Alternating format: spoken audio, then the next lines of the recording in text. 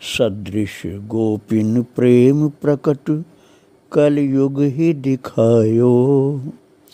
निरअंकुश अति निडर रसिक यश रस न गायो। दुष्टन दोष विचारे मृत्यु को उद्यम कियो। बारन बांको भयो गरल अमृत ज्यों पियो। भक्ति निशान बजाय के काहू ते नाही लजी। लोक लाज कुल श्रृंखला तज मीरा गिरधर भजी। श्री राधे राधे। भक्तों, प्रभु अपने निज जनों को जीवों के कल्याण के लिए, जगत के कल्याण के लिए, भक्तों के मार्गदर्शन के लिए समय समय पर भेजते रहते हैं। वे उनके निज जन, जिन्हें आप पार्षद भी कह सकते हैं, समय अनुसार आते हैं और फिर प्रभु के पास जाते हैं। बस आगे का पता केवल ठाकुर जी को ही पूरा रहता है। इसलिए ज्ञानी होने पर भी कभी कभी वो बहुत घबराते हैं, लेकिन ठाकुर जी अपने उन विशेष कार्य के लिए, विशेष उद्देश्य की पूर्ति के लिए भेजे हुए अपने महान पार्षद, अपने भक्त, अपने विशेष सेवक, अपने निज जन को अनाथ की तरह कभी नहीं छोड़ते। उसे पता नहीं चलता है कि ठाकुर जी का वरद हस्त निरंतर उसकी सुरक्षा के लिए तैयार है और वे सावधानी पूर्वक उसको संभाल रहे हैं। ये कृपा सिंधु जल्दी से पता नहीं होने देते हैं, लेकिन उनके संभालने में कोई भी ढिलाई नहीं रहती है।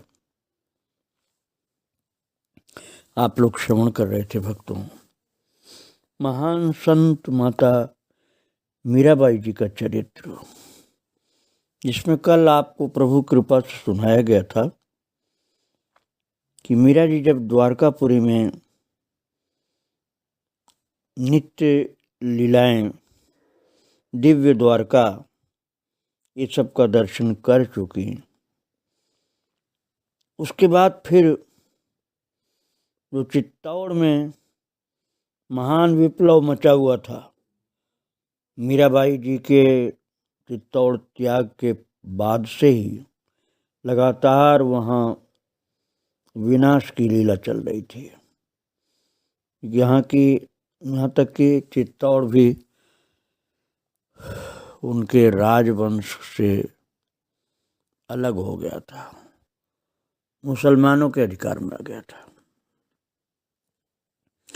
और ये खबर लेकर के मीराबाई के पास पहुँचे हैं चित्तौड़ के राजपुरोहित जी और मेड़ता के मीरा जी के चचेरे भाई के बेटे। ये सब लोग बहुत प्रार्थना कर रहे थे। भतीजे लोग कह रहे थे और राजा चित्तौड़ का जो था उदय सिंह, उसके सेवक लोग आए थे, वो भी कह रहे थे अपनी बातें। राजपुरोहित जी तो चरणों में पगड़ी रख करके रो रहे थे। और जो छोटा देवर था उदय सिंह, जो कि अब राजा था चित्तौड़ का, किंतु चित्तौड़ उसको छोड़ करके जंगल में रहना पड़ रहा था, उसने प्रार्थना किया था कि भाभी साहब, आपके लौटने से ही जनता की रक्षा हो पाएगी, इसलिए आप कृपा करके वापस आ जाओ। तो इन सब लोगों के आने से, इनकी बातें सुनने से मीरा जी को जैसे बेचैनी सी हो गई।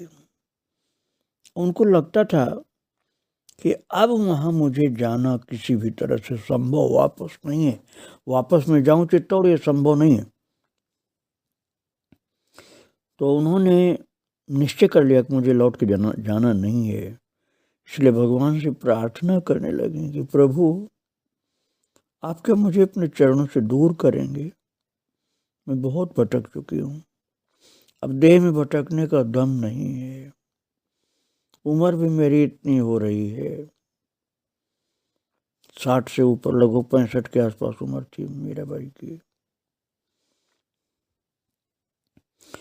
और उन्होंने कहा प्रभु अब मैं राजसी महलों में, चित्तौड़ के महल में बंद होकर के वहाँ व्यर्थ की चर्चा में उलझना नहीं चाहती है, आप मुझे अपने से दूर मत करिए कृपा सिंधु। और जब मीराबाई अतिशय व्याकुल थीं तब दिव्य द्वारका की महारानी रुक्मिणी जी की सेविका कांचना अचानक प्रकट हो गई। और मीरा जी ने जब देखा कि सम्मुख कांचना, तो उत्साह प्रकट हो गया मीरा जी के अंदर।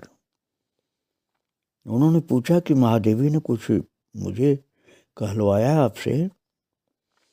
तो अगल बगल में जो दासियां थीं वो सो रही थीं, इसलिए कांचना जी चुप रहीं और इशारे के साथ उनको पीछे ले गईं बाहर, जहाँ की एक कुआं था, छोटी सी बगीचा थी, छोटी सी बगिया और कुआं।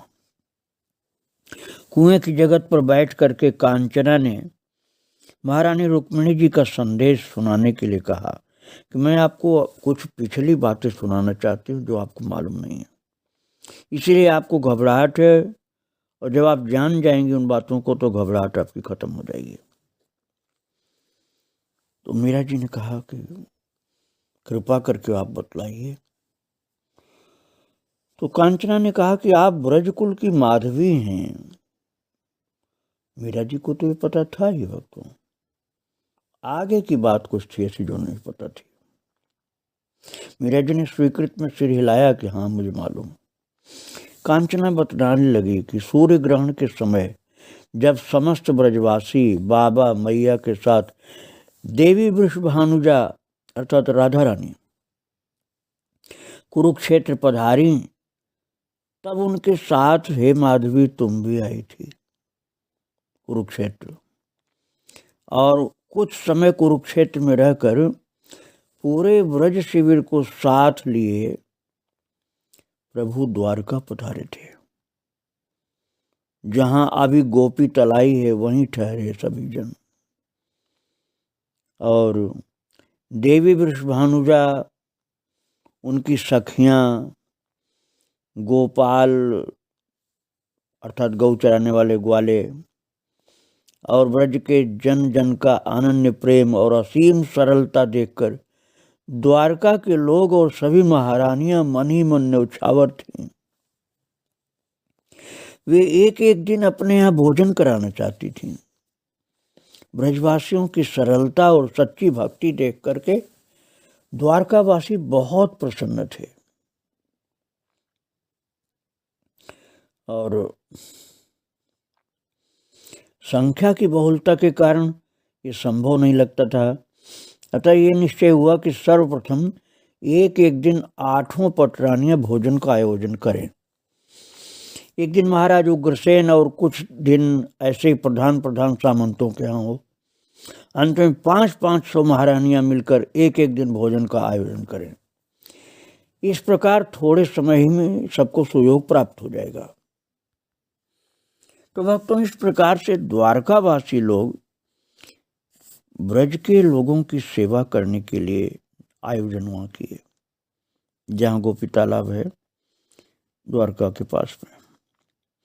तो निश्चय के अनुसार ही भोजन और स्नेह सना स्वागत सत्कार हुआ, और श्री किशोरी जी के शील, सदाचार, सरलता और सौंदर्य पर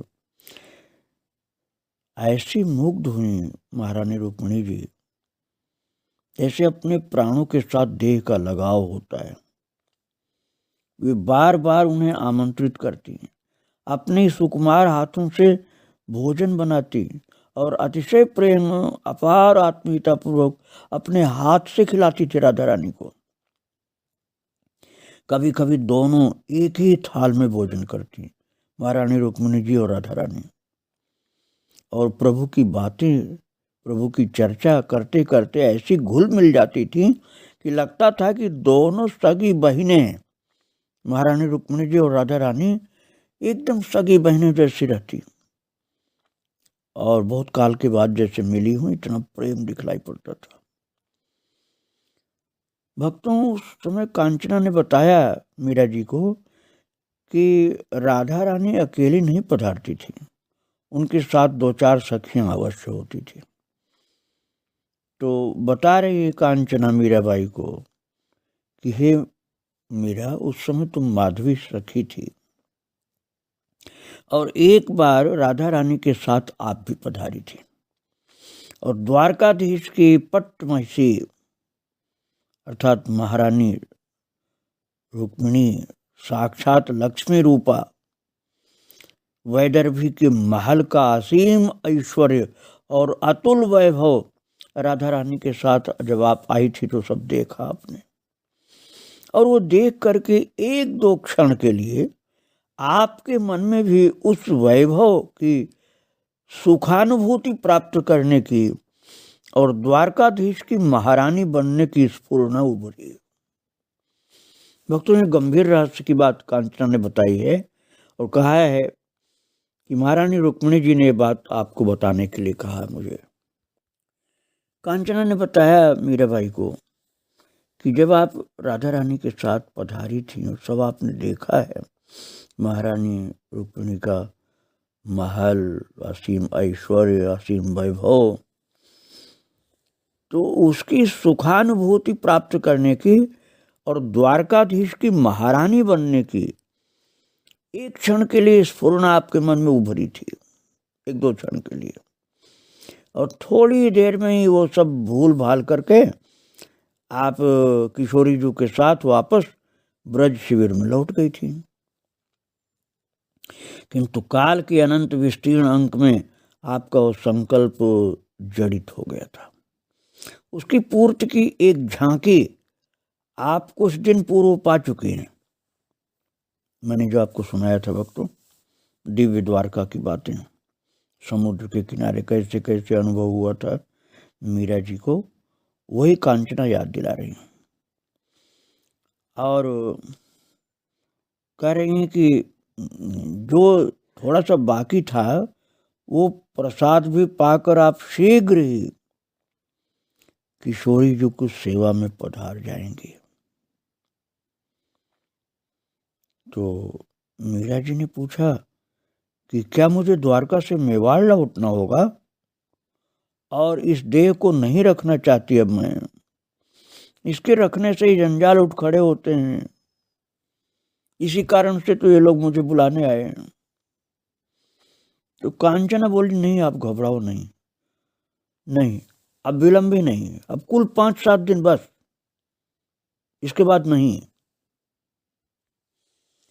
महारानी रुक्मिणी जी की सेविका कांचना ने एकांत में मीरा जी को बताया कि आप दिव्य द्वारका के सच्चिदानंदमय महल में पधार जाएंगी, किंतु देह नहीं छूटेगी, केवल रूप परिवर्तन होगा।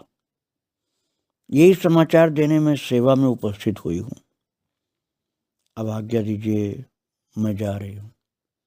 ऐसे बोल के कांचना फिर मीरा जी से मिलके चली गई और मीरा ने उठ करके उन दोनों हाथ थाम लिए। उस समय महादेवी के चरणों में मेरी ओर से प्रणाम करना, ऐसा मीरा जी ने कहा और ये भी कहा कि आपने बड़ी कृपा की जो कांचना जी आप आई और ये बातें रहस्य की आपने बताई मुझे। मीरा जी ने कहा तुम्हारी बातें सुनकर बड़ी ठंडक महसूस हुई, जैसे जले घाव पर शीतल लेप लग गया हो, और सभी महारानियों को और प्रभु को मेरा प्रणाम निवेदन करना। मीरा जी ने कांचना से कहा। तो कांचना ने मीरा जी को प्रणाम किया, मीरा जी ने कांचना को, और फिर कांचना चल पड़ी और कुछ दूर तक उनकी देह का प्रकाश और झिलमिलाते हुए पीत वस्त्र दिखलाई पड़ते रहे, नूपुरों की हल्की ध्वनि सुनाई देती रही, फिर वो लोप हो गई और मीरा जी लौटकर अपने कक्ष में आ गई और सो गई। भक्तों,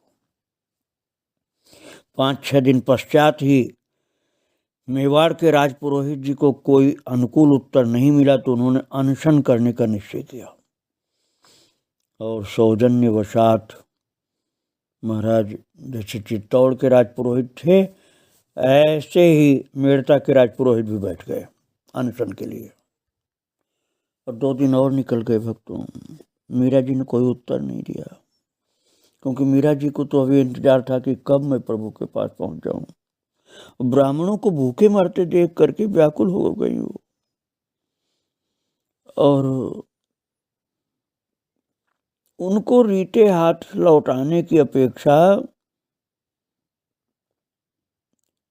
उनको समझ में नहीं आ रहा था कि मैं क्या करूं। तो समझते थे ब्राह्मण लोग कि मैं खाली हाथ क्यों जाऊं, मैं तो मीरा जी को लेकर जाऊंगा, और नहीं जा पाऊंगा तो मर जाऊंगा, खाली हाथ क्यों जाऊं, शरीर छोड़ दूंगा यहीं। ऐसे ब्राह्मण लोग सोच रहे थे भक्तों। जब ब्राह्मणों का बहुत दुख देखा है, ये रो रहे हैं, मुझे वापस ले जाना चाहते हैं, तो आखिर में मीरा जी ने आश्वासन दिया कि मैं प्रभु से पूछ लूं, वे आज्ञा देंगे तो मैं आपके साथ चलूंगी। उस समय देवालय में अर्थात द्वारकाधीश मंदिर में मंगला की आरती हो चुकी थी। तब पुजारी जी द्वार के पास खड़े थे। दर्शनार्थी दर्शन करते हुए आ जा रहे थे, और मीरा जी मंदिर के परिसर में पहुंची। देख पहचान करके कोई कोई उन्हें प्रणाम करने लगे, जो नहीं जानते थे वो दूसरों से परिचय पूछने लगे, और मीरा जी ने प्रभु को प्रणाम किया। पुजारी जी उन्हें तो पहचानते थे, ये भी जानते थे पुजारी जी कि इनको लिवाने के लिए बहुत लोग राजपूताने से, मेवाड़ से, मेड़ता से, जगह जगह से आए हुए हैं। तो चरणामृत और तुलसी दल देते हुए पुजारी जी ने कहा कि आपके बिना ये द्वारका सूनी हो जाएगी, ये लोगों के साथ यदि आप चली जाएंगी तो द्वारका सूनी हो जाएगी। आप बहुत महान संत हैं, भक्त हैं, इसलिए हम लोग तो यही चाहते हैं कि आप वापस न जाएं। मीरा जी ने पुजारी की बात सुना और सिर धीरे से हिला करके जैसे स्वीकृति दी कि मैं वापस नहीं जाना चाहती, और फिर अपना एक तारा लिए हुए ठाकुर जी के गर्भगृह के बिल्कुल सम्मुख आई, और प्रभु को एकटक प्रेम से देखा है, और उठाया है एक तारा और गाना शुरू किया है। साजन सुध ज्यों जानो त्यों लीजे, साजन सुध ज्यों जानो त्यों लीजे, तुम बिन मेरे और न कोई, कृपा रावरी कीजे। साजन, साजन मतलब प्रीतम पति, अब मेरी सुध लो प्रभु, तुम्हारे बिना मेरा कोई नहीं है, अपनी संपूर्ण कृपा आप करो इस दासी के ऊपर। मीरा जी बहुत भाव विभोर होकर के विनती कर रहे हैं। दिवस न भूख रैन नहीं निद्रा, यूं तन पल पल छीजे। मीरा जी प्रभु से निवेदन कर रहे हैं, प्रभु अब न मुझे दिन में भूख लगती है, न रात में नींद आती है, और मेरा तन पल पल छीज रहा है प्रभु। दिवस न भूख रैन नहीं निद्रा, यूं तन पल पल छीजे। मीरा के प्रभु गिरिधर नागर, मिल बिछुरन मत दीजे। साजन सुध ज्यों जानो त्यों लीजे। मीरा जी प्रभु से विनती कर रहे, प्रभु आप ही मेरे प्रीतम है और कोई दूसरा नहीं, अब अपनी दासी की सुध लीजिए, बस एक ही विनती है। मीरा के प्रभु गिरिधर नागर, मिल बिछुरन मत दीजे। साजन सुध ज्यों जानो त्यों लीजे। अर्थात हे प्रभु, ये मीरा आपकी दासी आपसे मिलने के लिए आई है। अब बस यही विनती है कि अब अपने में ऐसे मिलाओ कि फिर बिछुड़ना न हो। मिल बिछुरन मत दीजिए। मीरा के प्रभु गिरधर नागर, मिल बिछुरन मत दीजिए। साजन सुध जूं जानो त्यों लीजिए। और जो ये मिल बिछुरन मत दीजिए, ये जब बोल रही थी तो एक तारा मंगला के हाथ में थमा दिया, जो सेविका थी उनकी, और यही गाने लगी धीरे धीरे, मिल बिछुरन मत दीजिए साजन। महाराज जी गाते हुए गर्भगृह के अंदर बढ़ी मीरा जी, ठाकुर जी के बिल्कुल पास खड़ी हुई, एक टक उनका मुख देखते हुए गाने लगी, मिल बिछुरन मत दीजिए। आंसू की धार चल रही थी आंखों से, और एकाएक उनकी दृष्टि के सामने से मंदिर का विग्रह और पीछे खड़े हुए लोग सब के सब जैसे लुप्त हो गए, कोई भी नहीं था वहां।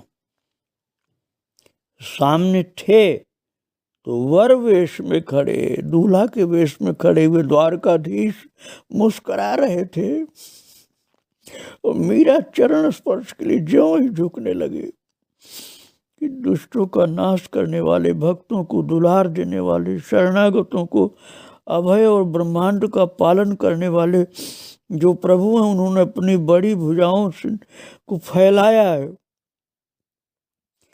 और बिहवल मीराबाई जो थी, उन अपनी प्रिया को अपने भुजाओं को फैला करके प्रभु ने भुजाओं के बंधन में ले लिया, भुजाओं में पकड़ करके छाती से चिपका लिया ठाकुर जी ने। और मीरा जी के मुख से निकल रहा था, मिल बिछुरन मत दीजिए प्रभु, आप बिछुड़ना नहीं है मुझको, ऐसे मिला लो मुझे। और वो धीमी सी आवाज आखिर में वही मिल बिछुरन मत दीजिए बोल रही थी। तब तक महाराज एक क्षण के लिए अद्भुत प्रकाश प्रकट हुआ, जैसे सूर्य चंद्र एक साथ सब पूरे तेज के साथ उदय हो गए हों। और मीरा जी को तो वहाँ कुछ भी नहीं दिख रहा था, केवल प्रकाश। और उसी प्रकाश में प्रेम दीवानी मीरा जी प्रभु में समा गई। और उसी समय मंदिर के सारे घंटे घड़ियाल शंख अपने आप जोर जोर से बिन फूके बिन बजाए बजने लगे। कई क्षण तक लोग घबराए हुए से, किंग कर्तव्य विमूढ़, किसी के समझ में कुछ नहीं आ रहा था कि हुआ क्या, क्या हो रहा है, क्या हो रहा है। एकाएक चमेली सेविका चिल्लाई, बाई सा हुकुम, और ऐसे चिल्ला करके वो गर्भगृह की ओर दौड़ी है। पुजारी ने सचेत होकर हाथ से संकेत से रोकना चाहा। पुजारी स्वयं गर्भगृह में गए और वो भी घुस गई, सेविका भी, और उनकी दृष्टि चारों ओर मीरा को ढूंढ रही थी। इतना जबरदस्त प्रकाश हुआ, मीरा जी किधर है। और अचानक देखा है कि प्रभु के बगल में थोड़ा मुख की तरफ मीरा जी का पहना हुआ जो भगवा वस्त्र था उसके टुकड़े दिखलाई पड़ रहे हैं। मीरा जी तो नहीं है, वस्त्रों के टुकड़े दिख रहे हैं। और लपक करके जो बड़ा सा टुकड़ा था उसको पकड़ा है पुजारी जी ने, तो देखा है कि तो प्रभु के मुख के अंदर घुसा हुआ है। मीरा जी की ओढ़नी का एक छोर था, भक्तों को ओढ़नी का छोर तो दिखलाई दिया, परंतु मीरा जी गर्भगृह में कहाँ गई वो नहीं दिखलाई पड़ी। निराशा के भाव से भावित हुए पुजारी जी लगातार रोते हुए गर्भगृह से बाहर आए, और उन्होंने निराशा व्यक्त करते हुए सिर हिला दिया कि यहाँ मीरा नहीं है।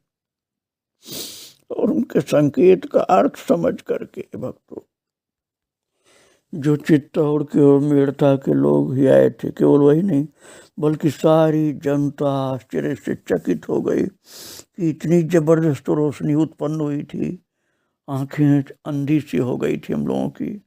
मीरा तो गर्भगृह में घुस गई थी रोते गाते हुए। ये क्या हुआ? मीरा जी का वस्त्र प्रभु के मुख में चिपका था, वो कहाँ गई? ये कैसे संभव हुआ? अभी तो गाते गाते गर्भगृह में प्रवेश की थी, कहाँ चली गई मीरा? पुजारी बोले भीतर नहीं है, भीतर नहीं है मीरा। महाराज चित्तौड़ के लोग रोने लगे कि हम जा करके राजा को क्या बताएंगे। और पुजारी बोले मैं भी तो आप लोगों के साथ बाहर ही था, मैं क्या बताऊं कि कहाँ गई। अगर आप समझना ही चाहते हो तो ये समझ लो कि वो प्रभु में समा गई, प्रभु के श्री विग्रह में सदैव विलीन हो गई। पुजारी जी ने बोला। कुछ लोगों ने कहा गर्भगृह को भीतर से हम लोग देख सकते हैं अच्छी तरह से क्या? बोले अवश्य देखिए, मैं भी चल रहा हूँ, मुझे सफाई करनी है, मंदिर धोना है, और ये सब क्या अस्त व्यस्त हो गया समझ में नहीं आ रहा। मेवाड़ और मेड़ते के एक एक वीर निज मंदिर के द्वार पर जो खड़े थे, उन्होंने पुजारी को और कुछ खास सेवकों को अंदर भेजा है गर्भगृह में। दोनों पुरोहित मेड़ता के और चित्तौड़ के, वो निज मंदिर में प्रवेश किए और ठाकुर जी के चारों तरफ घूम घूम कर मीरा को जैसे ढूंढने लगे। कोई दीवार ठोंकता था, कोई धरती ठोंकता था कि कहीं पोला तो नहीं कि मीरा जी उस पर चली गई। पुजारी जी ने कहा देखो तो सही ढंग से, यहाँ कहाँ पोला है, न गुफा है न गड्ढा है। अरे तुम ये देखो, ये मीरा जी की भगवा जो उनका वस्त्र था साड़ी जैसा, उसका एक टुकड़ा प्रभु के मुंह में चिपका हुआ है, जैसे अंदर चला गया वो कपड़ा तो, और पूरा कपड़ा नहीं है। मीरा जी वस्त्र परिधान सहित प्रभु के मुख के अंदर चली गई, समा गई अंदर। दोनों पुरोहितों ने पल्ले को अच्छी तरह से देखा, खींचने की कोशिश की, पर वो खिसका ही नहीं। वो पल्ला, वो कपड़े का टुकड़ा प्रभु के मुख से बाहर नहीं आया, लटका ही रह गया कुछ दिन तक। और ढोल नगाड़े बजने बंद हो गए थे। पुरोहित जी ने हाथ उठा करके भाव विभोर होकर कहा, बोलो मीरा माई की जय, मीरा बाई की जय, संत माता मीरा बाई की जय, द्वारकाधीश जी की जय। लोगों ने जय जयकार लगाई भक्तों। और जो मीरा जी की दासियां थी वो तो रो रो कर धरती पर गिर रही थी, अपने आंसू पोंछ रही थी। मीरा जी के वियोग में जनता रो रही थी, पुरोहित जी रो रहे थे और कह रहे थे अब क्या करें हम लोग। मेड़ता और चित्तौड़ की जैसे मूर्तिमंत गरिमा अपने आराध्य में जाकर के समा गई। जीवन भर भगवान के भजन में ही नूपुर बांध करके नाचती गाती रही और तिनके के समान संसार को समझ करके अपने प्रियतम प्रभु में समा गई मीरा जी। केवल प्रमाण के लिए चुनरी का एक छोर ठाकुर जी के मुख में छोड़ दिया था, और सब की सब सारी चुनरी, सारा वस्त्र और मीरा जी स्वयं भगवान द्वारकाधीश के अंदर प्रवेश कर गई। ठाकुर जी के लिए कुछ असंभव नहीं। अपने भक्तों के लिए वो सब कुछ करने को तैयार रहते हैं। ऐसी महान संत, महान भक्त माता मीराबाई जगत में भक्ति के प्रचार के लिए आई थी। संसार की दृष्टि से बहुत कष्ट भी उन्होंने झेला और अंत में प्रभु के पास चली गई। उनके चरणों में बारंबार प्रणाम है और विनती है कि हे माँ, हम लोगों को भी कृष्ण भक्ति प्रदान करो। महान संत माता मीराबाई की जय। श्री राधे राधे, जय श्री राधे राधे, जय श्री राधे राधे माता।